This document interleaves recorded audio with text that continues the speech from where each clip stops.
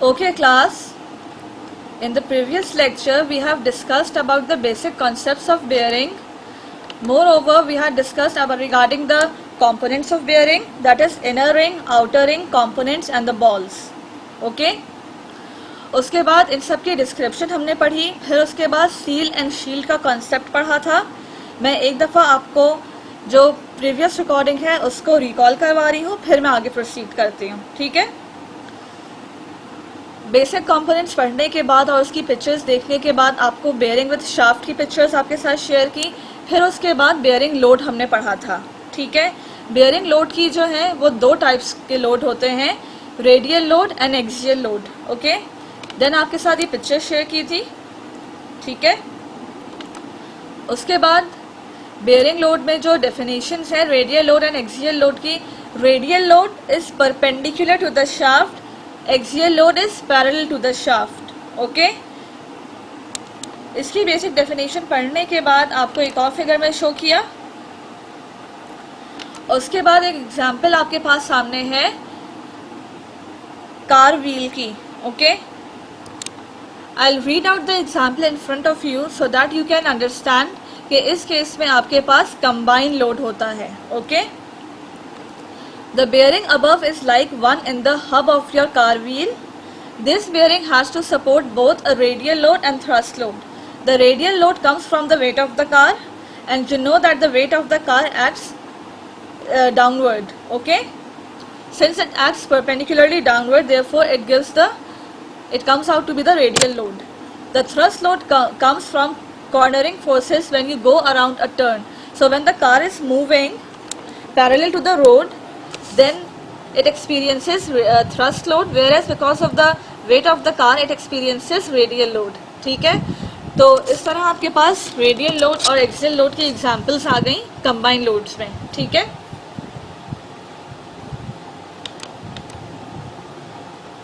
Moreover I told you के bearing हर उस machine में लगी हुई होंगी जहाँ पे आपके पास रोलिंग मोशन है, वेदर वो कंप्यूटर फैन हो या नॉर्मल फैंस हो या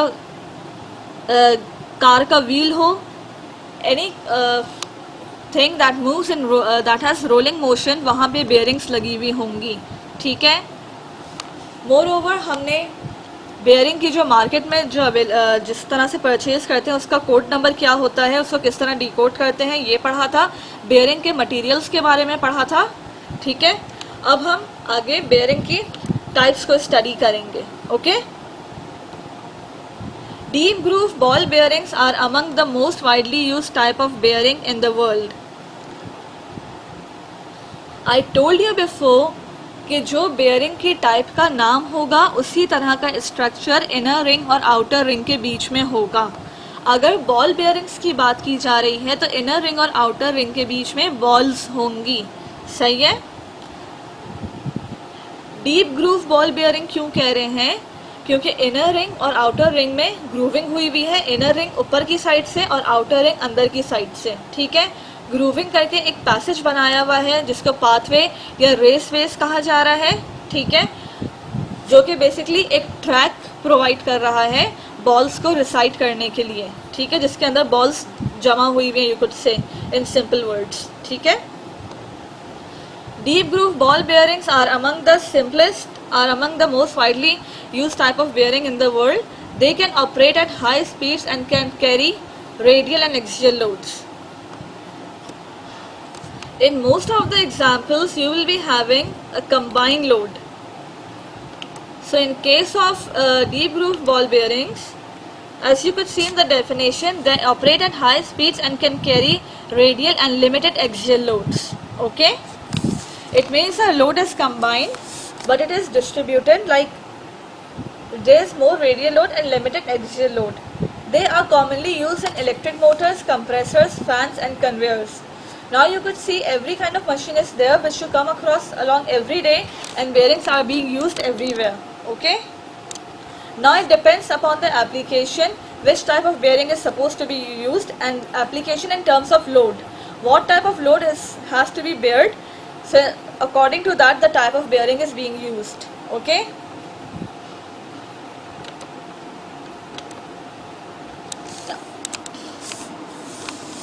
Ball bearings as shown below will be shown you in the next slide. Okay, ball bearings as shown below are probably the most common types of bearing. They are found in everything from inline skates to hard drives. These are the two common things that you must have used, hard drives and skates. And the ball bearings are being used there as well. These bearings can handle both radial load and thrust load. Thrust load is basically axial load, okay? And are usually found in applications where the load is relatively small. Ball bearings are also called anti-friction bearings. अब आपकी जो book है शिगले, जिसके 11th और 12th chapter से bearings का topic पढ़ा रहे हैं, and right now 11th chapter की बात हो रही है, वहाँ पे एंटी फ्रिक्शन बेयरिंग्स का वर्ड भी यूज़ किया गया है. ठीक है.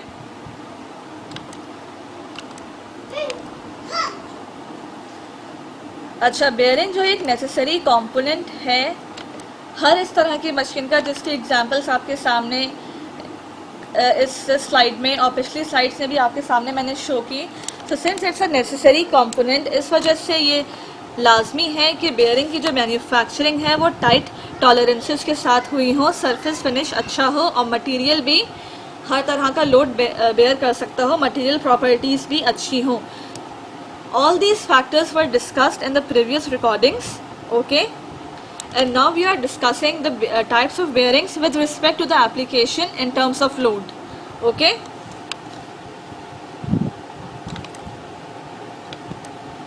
Now here you could see a picture of a ball bearing. इस पिक्चर में अगर आप देखें, और मैंने आपको प्रीवियस रिकॉर्डिंग में भी पिक्चर्स शेयर की थी, एक इनर रिंग है, ठीक है, जो छोटी वाली है, आउटर रिंग है, और दोनों रिंग्स के बीच में बॉल्स हैं. ठीक है. बॉल्स के बीच में जो स्ट्रक्चर नज़र आ रहा है वो केज है. केज की वजह से बॉल्स अपनी जगह पर मौजूद हैं, वो स्लिप नहीं कर रही या फॉल नहीं हो रही. ठीक है. और प्लस उनको एक गाइडलाइन मिल रही है कि उनको इस तरह रोटेट होना है with respect to one another. ठीक है. पॉइंट टू पॉइंट रोटेशन होगी और पॉइंट टू पॉइंट कॉन्टैक्ट है बॉल्स का भी आपस में, और with the inner and outer ring, okay? और एक और वर्ड मैंने कल यूज़ किया था, बोर डायमीटर का. ओके. और जो शाफ्ट है, जो कि रोटेटिंग मेंबर होती है, शाफ्ट इनर रिंग से पास हो रही होती है. सही है, जिसे बोर डायमीटर भी कहते हैं. अलॉन्ग विद टुडेज लेक्चर, जो प्रीवियस लेक्चर था उसका भी मैं बार बार यहाँ पे मेंशन कर रही हूँ कि उसमें क्या पढ़ा था, ताकि आपको सब कुछ रिवाइज होता रहे और शॉर्ट टर्म मेमोरी में रहे. ठीक है. And for you to become used to of these words. Okay. First of all I will explain you regarding self aligning ball bearing. ठीक है. जैसे इसके नाम से ये जाहिर है, सेल्फ अलाइनिंग, तो ये in case of any kind of deflection या any kind of misalignment, ये हमारे लिए एक बहुत बेनिफिशियल होती है if you are using this kind of. ठीक है. It allows for misalignment, shaft deflection, giving you a bearing that can work in potentially problematic applications. अच्छा, क्लास जब एप्लीकेशन पर आते हैं, बेयरिंग के यूसेज पर आते हैं, तो हमारे पास सारे फैक्टर्स सिक्योर नहीं हो सकते. Obviously there are deflections, misalignments. तो ये जो बेयरिंग की टाइप है, ये प्रॉब्लमैटिक कंडीशंस में आराम से वर्क कर सकती हैं. ठीक है. Okay. Self aligning ball bearings generate less friction then other styles of bearing और then other types of bearing, which allows them to run at higher speeds without building up as much heat. तो इसमें यह है कि अगर shaft में deflection हो रही है तो बेयरिंग में खुद इतना प्रोविजन है कि ये थोड़ी बहुत मूवमेंट से विद इन द बेयरिंग थोड़ी बहुत डिफ्लेक्शन को बेयर कर सकता है. सही है. जिसकी वजह से मशीन के ऑपरेशन पे कोई फ़र्क ना पड़े. As a result, self aligning ball bearings are more suitable from low to medium size loads. Now the range is being defined, low to medium size loads, and these ball bearings are much more suitable. Given the benefits of self-aligning ball bearings, there are several industries that can use them.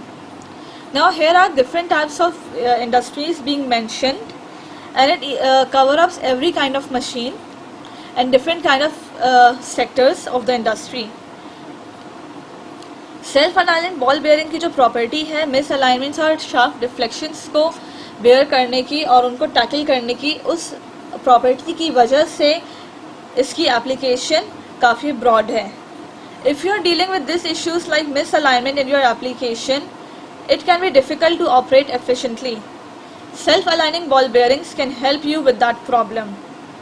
अभी जो आपको मैं next slide दिखाऊंगी उससे आपको ये मज़ीद clear हो जाएगा कि अगर इसको भी बॉल बेयरिंग कह रहे हैं और जो हमने पहले पढ़ी थी उसको भी बॉल बेयरिंग कह रहे हैं, then what is the difference. Okay, पहले जो पढ़ी थी वो डीप ग्रूव बॉल बेयरिंग थी, अभी सेल्फ अलाइनिंग बॉल बेयरिंग है. Now let's see what's the difference.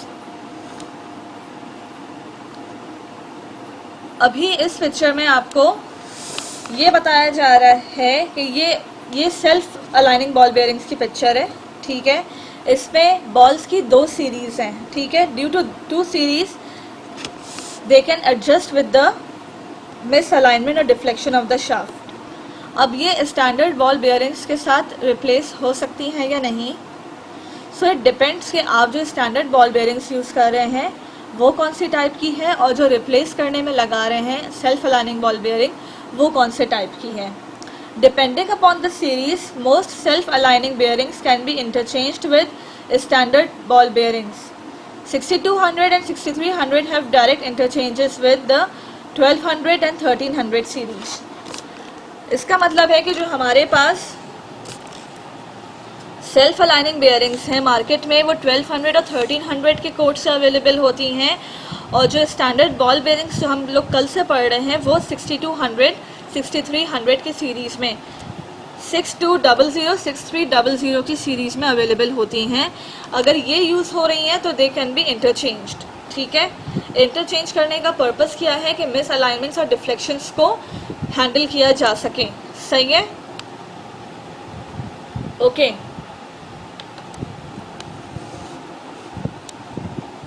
Now after that comes cylindrical roller bearing.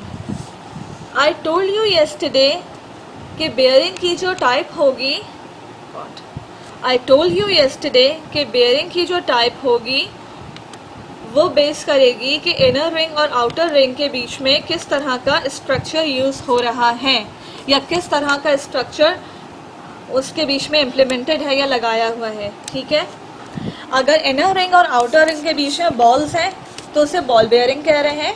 ठीक है, अगर इनर रिंग और आउटर रिंग के बीच में सिलेंडर्स है तो उसे सिलेंड्रिकल रोलर बेयरिंग कहा जा रहा है.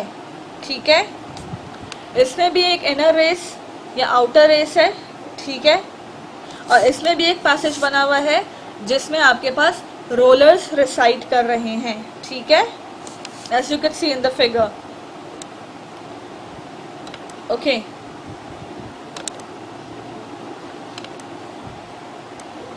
now just read out the details once for yourself and I'll read it for you as well. One of the major series of bearings that have loads that have the capability to withstand heavy radial load is cylindrical roller bearings. अब आप देखें कि जब आप bearing की types को भी पढ़ रहे हैं तो उसमें भी आपके पास लोड्स का वर्ड बार बार यूज़ हो रहा है. सो इन दैट केस आपको ये याद होना चाहिए कि लोड कितने टाइप्स के होते हैं और कौन से लोड का क्या मतलब है. Radial load, perpendicular, and axial load, parallel. Okay, now cylindrical roller bearings can handle more radial load. Okay,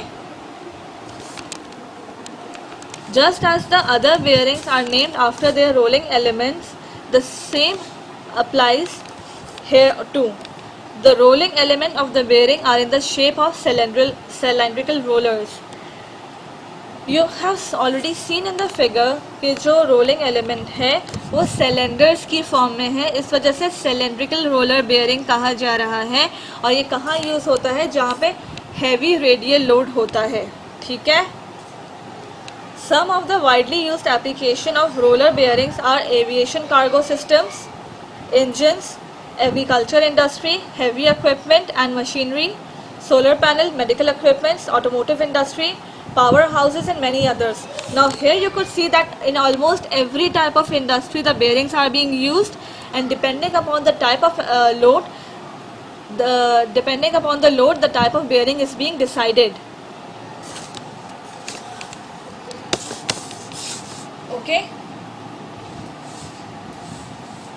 So in very simple words, you just need to remember the name of the type of that particular bearing along with the type of the load. Okay. As far as the application with respect to industries is concerned, so bearing are being used in almost every industry. Like agriculture industry is mentioned over here in cylindrical roller bearing, जबकि agriculture हमारे पास self aligning में भी mention था. तो the type of industry doesn't really matter so much कि एक industry में different तरह की मशीन्स हैं, तो ऑब्वियसली बेयरिंग भी डिफरेंट तरह की यूज़ हो सकती हैं. All you need to remember is the type of the load, and the radial load acts perpendicular to the shaft. Okay, and in this case the cylindrical rollers are being used. Okay. Okay, now comes tapered roller bearing. In case of tapered roller bearing, the tapered roller bearing is named so because the rolling element in the tapered roller bearing is of the form of tapered roller. अभी जो हमने bearing देखी थी उसमें जो हमारे पास bearing का जो एलिमेंट था इनर रिंग और आउटर रिंग के बीच में, वो in the form of cylindrical rollers था, तो उसको सिलेंड्रिकल रोलर बेयरिंग कहा जा रहा था. उससे पहले इनर रिंग और आउटर रिंग के बीच में जो स्ट्रक्चर था या बेयरिंग एलिमेंट था वो बॉल्स था, तो उसे बॉल बेयरिंग कह रहे थे. अब जो हमारे पास इनर रिंग और आउटर रिंग के बीच में जो है वो टेपर्ड है. ठीक है, टेपर्ड रोलर्स हैं. टेपर्ड का मतलब है कि उसमें कोई ना कोई एंगल है, वो स्ट्रेट नहीं है, वो थोड़ा कोन शेप है, थोड़ा सा उसमें एंगल है. ठीक है, थोड़ा सा उसमें एंगल है, थोड़ा टेपर्ड है और स्लैंट है, whatever you can say. All are synonyms. Tapered roller bearings have a clear advantage of other kind of bearings because of their capability to carry combined axial and radial loads to a greater extent. Okay, यानी कि जो tapered roller bearings हैं वो हमारे पास straight नहीं है, वो हमारे पास एंगल पर है. एंगल पर होने की वजह से वो combined load हैंडल कर सकती हैं, यानी कि जो परपेंडिकुलर लग रहा है वो भी और जो पैरेलल लग रहा है वो भी. ठीक है, जहाँ पे हमारे पास सिलेंड्रिकल रोलर बेयरिंग्स थे वहाँ पे सिर्फ परपेंडिकुलर लोड बेयर किया जा सकता था क्योंकि स्ट्रेट सिलेंडर्स थे. यहाँ पे जो हमारे पास सिलेंडर्स हैं वो टेढ़े हैं. ठीक है, उनको आप टेपर्ड कह लें या स्लैंट कह लें, और इन सिंपल वर्ड्स क्योंकि मार्केट में उर्दू इंग्लिश दोनों का यूज़ किया जाता है, तो इस वजह से ये कंबाइंड लोड एक्सियल और रेडियल लोड दोनों हैंडल कर सकते हैं to a great extent. Okay, and it is like a clear advantage और a benefit over other kind of bearings. They have tapered inner and outer raceways between which the tapered rollers are arranged. Inner raceways and outer raceways का word हमने use किया जब हम cylindrical roller bearing पढ़ रहे थे. ठीक है, अगर आपके पास बेयरिंग एलिमेंट का स्ट्रक्चर ही टेपर्ड है तो ऑब्वियसली उसके लिए जो रास्ता बनेगा, ट्रैक बनेगा, वो भी आपके लिए टेपर्ड बनेगा. ठीक है, थर्ड पॉइंट में सिर्फ ये बताया जा रहा है कि इसके लिए जो आपके पास रास्ता बना है इनर रिंग और आउटर रिंग के बीच में वो भी टेपर्ड है. ठीक है, इससे पहले हमने डिस्कस किया था, मैं एक दफ़ा फिर जो स्लाइड थी एप्लीकेशन के हवाले से उसको दोबारा डिस्कस करना चाहूँगी. फर्स्ट ऑफ ऑल इस वाली स्लाइड को, ताकि टेपर्ड रोलर बेयरिंग आपको क्लियर हो जाए. The bearings in a car wheel are subject to both thrust and radial loads. The bearing above is like one of the hub of your car wheel. This bearing has to support both radial load and thrust load. ये बात यहाँ से relate हो रही है जो हमने thrust load की डिटेल में पढ़ा था. ठीक है, the bearing above is like the one in the hub of your car wheel. This bearing has to support both a radial load and thrust load. The radial load comes from the weight of the car. The thrust load comes from cornering forces when you go around a turn. It means कि जब car move कर रही है तो obviously जो shaft है that comes parallel to the road. Okay, so it is bearing thrust load when the car is moving around. और जो रेडियल लोड है वो तो वैसे भी अप्लाई हो रहा है whether the car is moving or not since it's the weight of the car. ठीक है. Now I would like you to observe this picture for a while ताकि आपको बेयरिंग की टाइप्स का लोड का कॉन्सेप्ट क्लियर हो. ठीक है. Now just look into this picture.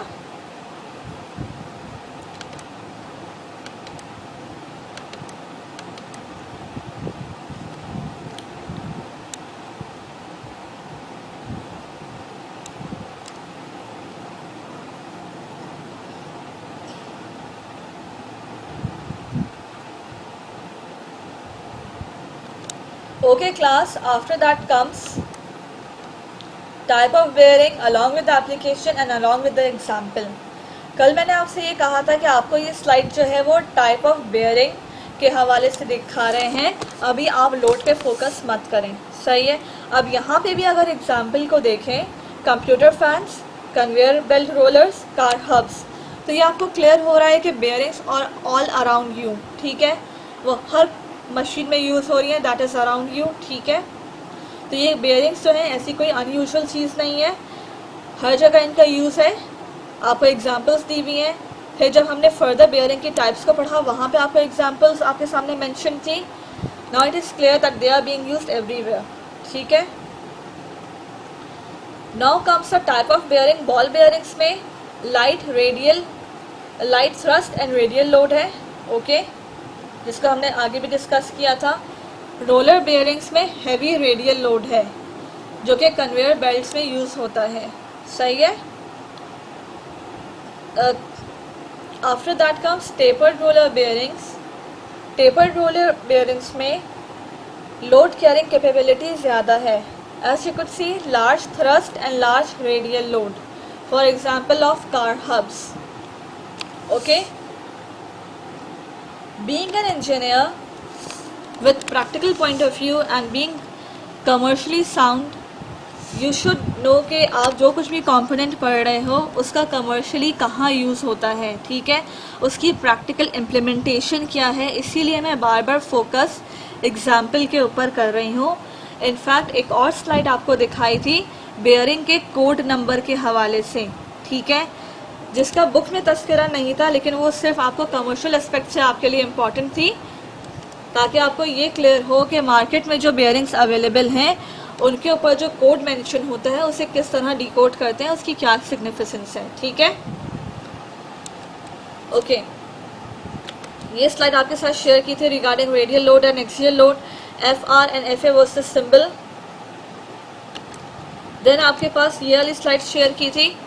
And again I would like to tell you कि it's not a numerical, ये सिर्फ आपको पैरेलल और परपेंडिकुलर के कॉन्सेप्ट के लिए शेयर की थी. Okay. So just don't worry about the problem mention over there. Okay.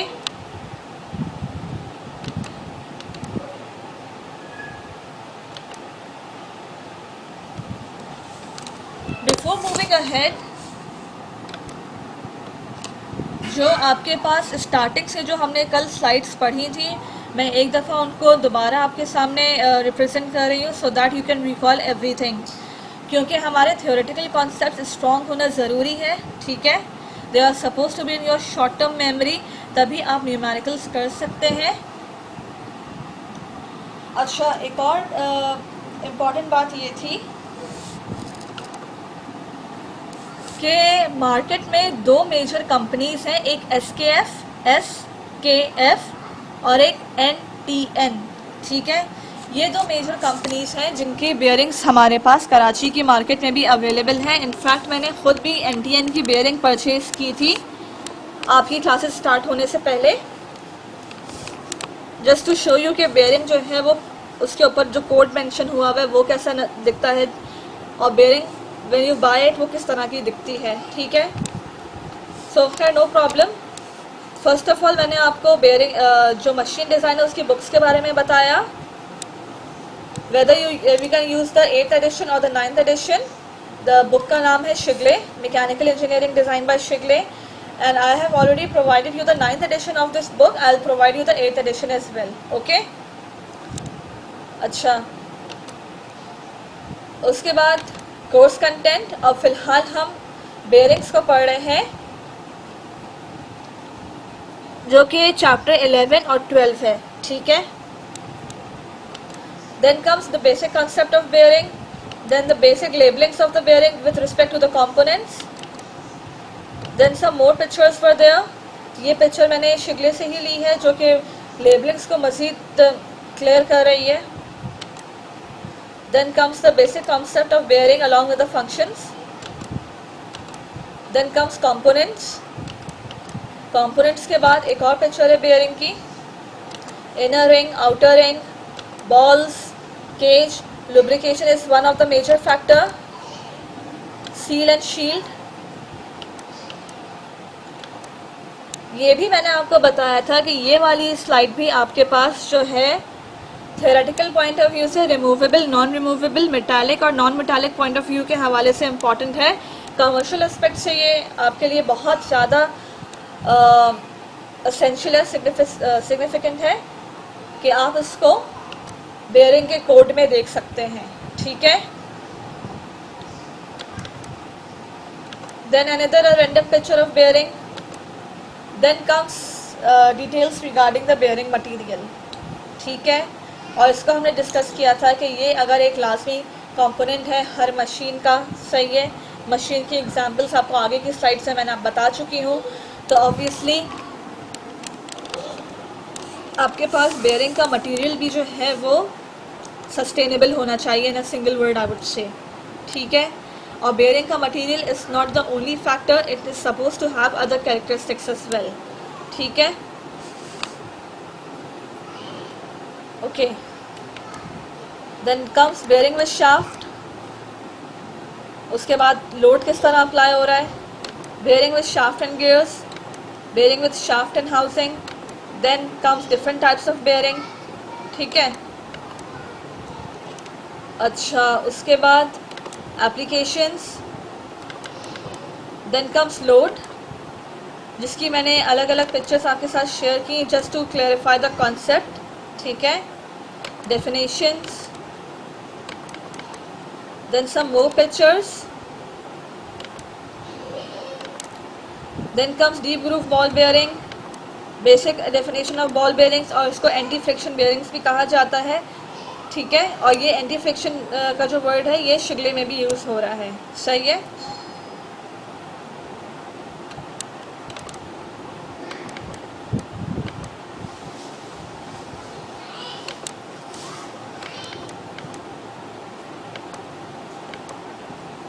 Okay, हमने यहाँ तक पढ़ा था tapered roller bearings have a clear advantage over other kinds of bearings because their capability to carry combined axial and radial loads to a great extent, and I have shown you the example as well, okay.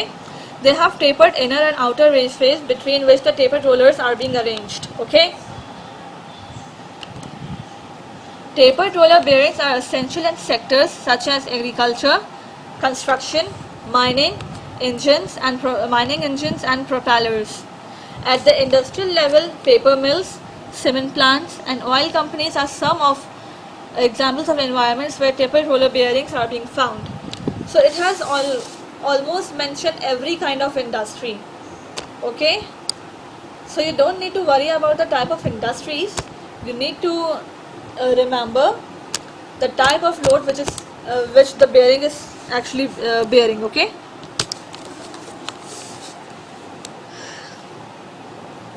अब यहाँ पे जो एक picture है पहली वाली, इसमें जो टेपर्ड रोलर बेयरिंग है इसको डिसअसेंबल करके शो किया है, ठीक है। और दूसरी पिक्चर में वो सेमी असेंबल्ड है। The cup of the outer ring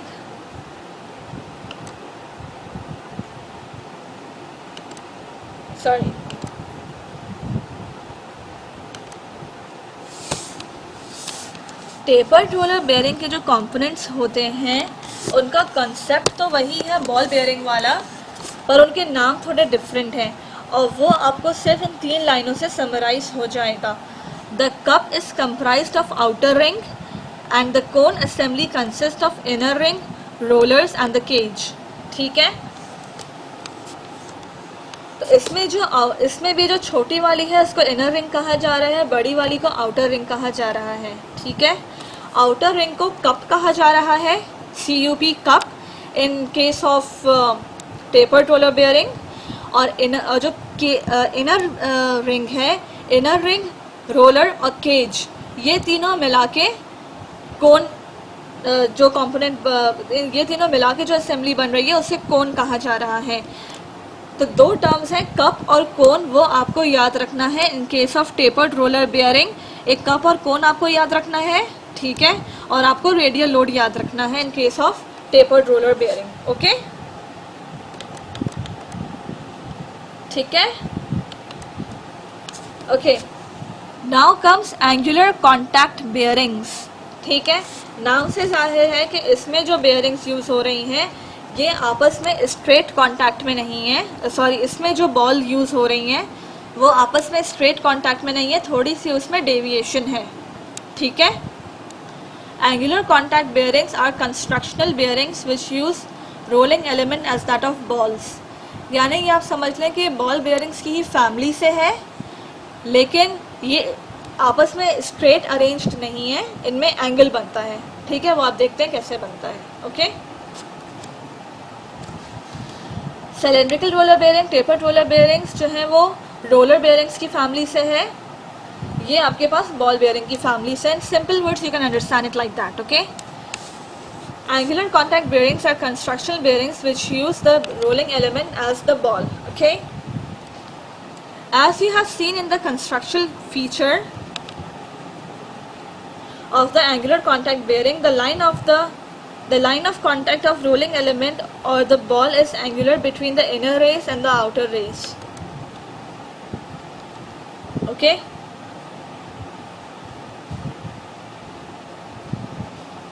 Now you can see in this picture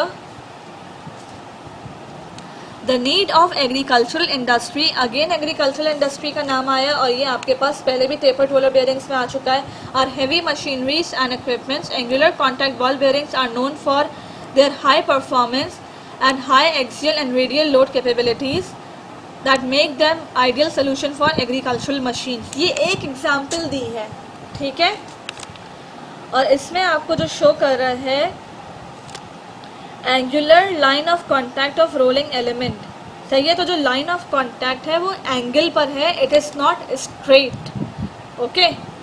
so you can just in easy words you can से कि एंगुलर कॉन्टैक्ट बेयरिंग इसलिए कहा जा रहा है क्योंकि जो लाइन ऑफ कॉन्टैक्ट है वो एंगल पर है, ठीक है। जो लाइन ऑफ कॉन्टैक्ट है वो रेसेस के साथ, इनर रेस आउटर रेस के साथ एंगल पर है, दैट्स इट, ओके। एप्लीकेशन क्या है, high axial and radial load और agricultural industries. Now moving on to the previous slide again. Okay, as you have seen in the constructional frame of the angular, as you have seen in the constructional frame of the angular contact bearing, the line of contact, the ball is angular between inner race and outer race. Okay. Bearings with contact angles from 15 to 40 are available. Angular contact bearings are suitable for carrying combined loads and are usually come in 15, 20, 25, 30 and 40 degree angles, while custom angles are made for special applications. यानी कि जो आपके पास market में available है वो इन angles पे available हैं, लेकिन अगर आपकी कोई सोफिस्टिकेटेड कॉम्प्लिकेटेड स्पेसिफिक एप्लीकेशन है तो उसके लिए कस्टमाइज्ड एंगल्स बन सकते हैं, ठीक है। अगेन आपके पास जो एंगुलर कॉन्टैक्ट बेयरिंग है वो एक्सियल लोड और रेडियल लोड दोनों बेयर कर सकती है because of the angle, okay. Angle में होने की वजह से एक्स और वाई दोनों के बीच में लाई करता है। अगर मैं एक्स को एक्सियल लोड के हवाले से लूँ पैरेलल और वाई एक्सिस को रेडियल लोड के हवाले से लूँ तो एंगुलर कॉन्टैक्ट बेयरिंग में मेरे पास एंगल बना हुआ है, सही है। तो एंगल पे होने की वजह से it has combination of both radial as well as thrust load, ठीक है। इसी तरह जो टेपर्ड रोलर बेयरिंग है because of being tapered it can handle both kind of loads, ठीक है. Here are some of the applications in which angular contact ball bearings might be used: industrial pumps, industrial gearboxes, renewable energy, compressors, industrial electric motors and generators, trucks, trails and buses. Renewable energy as in solar panels वगैरह में, ठीक है, wind turbines में. तो ये भी आपके पास हर तरह की एप्लीकेशन में यूज़ हो रहा है, like other kind of bearings. असल आपको being a mechanical engineer you are suppose to remember the name of that particular type of bearing, basic concept of bearing और कौन सी बेयरिंग किस तरह के लोड को बेयर करने के लिए यूज़ हो रही है, ठीक है.